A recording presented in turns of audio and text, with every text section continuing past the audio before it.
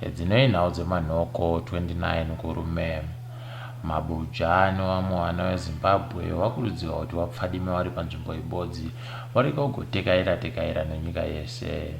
Izvi zviri kuitirwa kuti denda redzihwamupengo razezesa pasi rese rirege kugotekeshera seshura matongo munyika yose. Izvi zvareketiwa nomukuru wemauto achiti mauto haazoregi kudzikamisa vanhu vanenge vachindotekaira zviri muchinangwa. Kwaino vachombo ng'ombe chaivo vareke kugoenda kurefu neng'ombedzo kuitira vasabata nzive mukunyirana nevanosimbisa mutemo.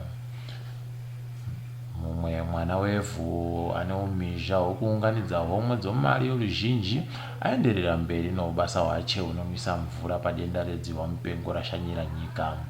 Ari kuti mari yaari kuunganidza achazoishandisa kutenga zvishandiswa zvomuzvipatara zvemativi mana enyika achange achirapiwa mhomho dzeruzhinji.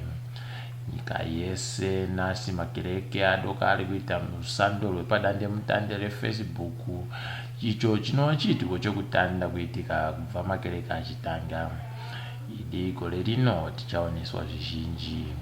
Zvoupfumi, hurumende yopikisana nebhangi guru renyika pamashandiro achaitwa munguva yomupfigwa wekutanda mangwana. Bhangi guru rakati mabhangi pamwe nevamwe vana mazvikokota vezvemari vachange vakapfigwa nguva yomupfigwa iyi. Iyo hurumende iri kuti kwete vanenge vari kupfigiwa ba. Zvabva zvasiya vanhu vasingazivi danho rokutora. Wasaya kuti ko bambo nomwana wache vari kuwisa nei muimba ibodzi. Kwanyasi topetera zvirauro pano muirinzike zvisvino.